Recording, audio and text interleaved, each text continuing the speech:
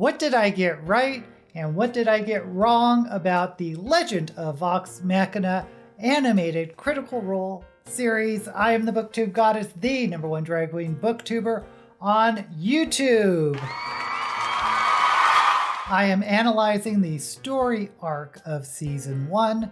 Last week I said that episodes 1 and 2 made up the prologue, and we didn't get to Act 1 of the main story arc until Episode 3, which set up the main conflict with the Briarwoods. I predicted that the midpoint would be Episode 7, so Episodes 4 through 6 would see Vox Machina traveling to Whitestone to confront the Briarwoods. And I think I was pretty much on target, but let's go episode by episode. Episode 4, Shadows at the Gate, is a bridge between Amon and Whitestone. Vox Machina is under house arrest for attacking the Briarwoods, but they have Lady Briarwood's book. She tries to get it back by summoning the undead. And I think they were whites. Let me know down below what they were. But these whites or undead slaughter most of the guards. But one of the remaining guards believes that Vox Machina was telling the truth about the Briarwoods and lets them escape. Pike has lost her holy powers and goes on a pilgrimage to her temple. This is actually a fantastic callback to the actual Critical Role campaign when the person playing Pike, Ashley, couldn't make some of the sessions because of her acting job in the TV series Blind Spot. Oh man, I don't want to leave you guys. Oh no, because...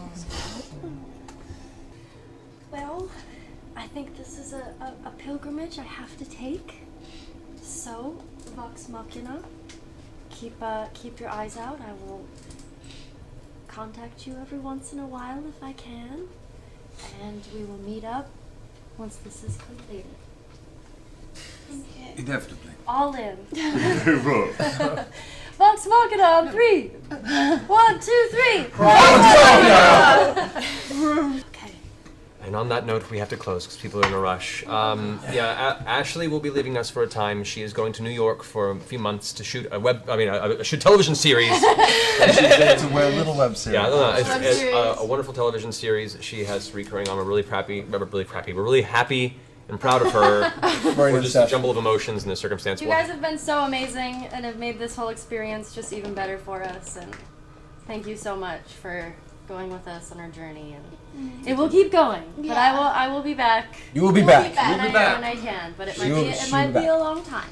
Yeah, she'll pop in and out if she can, and there will eventually be a return of Pike. But for the time being, Scanlan will not physically wait for you, but emotionally, I will wait for you, and I will not stray emotionally. I will always be there for you. Emotionally. Okay, Scanlan. Physically, I mean, come on. It's going to be months. Well, thank you so much, Ash. We're going to miss you, but we'll keep you tabs and we'll have you back soon. Okay. All right. By the way, I don't think I mentioned it last week, but 3-act structure can be also seen in each individual episode. And the first act always sets up the complication, and that's where flashbacks traditionally, and in my opinion, should go. Whenever I read a book and flashbacks pop up later or in the middle of chapters, it always throws the pacing of the story off for me. In fact, I think it's frustrating seeing a flashback break the pacing. I'm always like, get on with the story. But here, we get a flashback at the beginning, where flashbacks, in my opinion, are supposed to go, and we get more of Percy's backstory. In episode 5, Fate's Journey, the group travels to Whitestone to help Percy avenge the death of his family and clear their name in Amon. First, they buy magical supplies from Gilmore, then set out in a rickety old carriage for Whitestone. Lady Briarwood summons some mutated undead wolves to retrieve the book that she still needs. Scanlan almost dies, and they escape by the skin of their teeth, and lose all their magical supplies that they just bought as well. To make matters worse, Lady Briarwood steals her book back. When they finally arrive at Whitestone, they find it under some kind of martial law with undead giants and guards roaming the streets. In episode 6, A Spark of Rebellion, we finally are in Whitestone and learn there's a resistance group working against the Briarwoods. Vox Machina joins this resistance group after Percy reunites with Keeper Yemen, the cleric who still lives in Whitestone, and that person hooks them up with the rebels. And the rebel leader is Percy's old childhood friend, Archibald. We learn that Percy's gun has the names of everyone he's seeking vengeance against his murdered family, and he kills the first one, Captain Stonefell. After they rescue Archibald, we get the hook to the next episode, the revelation that Percy's sister, Cassandra, is still alive. Note that Vox Machina has not directly confronted the Briarwoods since Act 1, which was Episode 3. For fans of Critical Role, you may wonder why events like the undead attack while they were under guard weren't in the live campaign. That's because the story has to be shaped to fit the medium. Remember what I said last week? The medium is the message. When a story is adapted from one medium to another, it simply has to be transformed, especially since we're talking about such a radically different medium like a D&D campaign. To create a 3-act structure, if there aren't plot points that fit, you have to make them up. Looking forward, I still think that next episode, episode 7, is the midpoint of the main story arc, and there we will get some sort of turning point. The turning point should be internal to the characters, not the actual actions. I think Percy will probably not be so bent on a suicidal mission now that he knows that his sister is still alive. And what about that weird cloud when he wears that gas mask? I think some of us may know, but some of you may not. But we do know that something's going to be revealed. I think Pike will reach some sort of inner revelation and make a dramatic appearance towards the end of episode 7, coming to the party's aid at just the right time. I'm kind of looking forward to her magical teleportation, though I wouldn't be surprised if she helps the party in some sort of astral or ethereal form. And we may get some romantic development that has been hinted on. My guess is that it will appear the party is on a forward trajectory towards defeating the Briarwoods at the end of episode 7. But then we get to episodes 8 and 9, which, if we're following the 3-act structure, will wrap up Act 2, meaning we are headed towards disaster. Events will probably look hopeless, and Vox Machina will be boxed in some sort of no-win situation.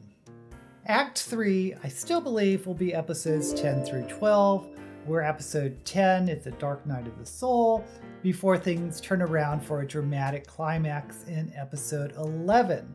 And episode 12 is what I believe will probably be a denouement, where they wrap up loose ends and maybe get a hook or a teaser towards the second season. I may be off by an episode, especially if they hold off on the climax to episode 12, in which case the denouement will be the last 5 minutes of the last episode. But we shall see. If you want to see if I'm right or wrong, please give this video a thumbs up and subscribe to my channel.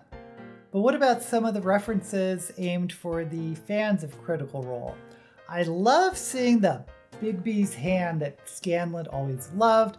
I actually thought when he was reading that scroll that we might see the Mordenkainen's mansion, but no, he found a polymorph spell. We get references to Dagger, Dagger, Dagger, which Vax liked to shout in the campaign when he made 3 attacks around, and if you don't know, that's pretty rare in D&D. We not only get to see it, then we get a joke when he was at Gilmore's and he was picking up a vampire steak. We see Percy's gun that he's been working on and hear him call it bad news. I'm sure there's a bunch of other stuff that other YouTubers are going to dissect and point out, but those were some of my favorites. Regarding the foreshadowing of romances among the party, this always made me uncomfortable watching in the Critical Role campaign, not because I'm adverse to romances and storytelling, but because as a D&D player, I could only imagine how awkward that would be in a campaign that at least I've played in. In fact, I've never been in a campaign where characters romantically got together, even when there was a couple playing. I mean, I'm sure it must happen in some campaigns, but just imagining it in any of the campaigns that I've been in kind of makes me cringe. Let me know if you've been in a campaign where characters got romantically involved. I'm kind of curious to know. I am still impressed with the animated series. Someone in my comments last week, though, said that they heard criticism that the writing wasn't well done. I disagree, but I can imagine that some people may have found the dialogue sounded a little bit off because a lot of the humor, like we've said before, comes from a lot of the adolescent humor of D&D players, but dialogue is just one part of writing. Structuring a story, which is what I like looking at, I think is just as, if not more important than dialogue. Now, if the dialogue and humor doesn't appeal to you, there's nothing wrong with that. Lord knows that I've read books before that I didn't like, even though I recognize that the writing was well done. Sometimes it just boils down to a matter of taste, and there's nothing wrong with people having different tastes. By the way, I also do analysis of story for Critical Role Campaign 3, the yet unnamed campaign, but you can see one of those videos right here. Until we meet again, may all the books you read and campaigns you play in and their adaptations be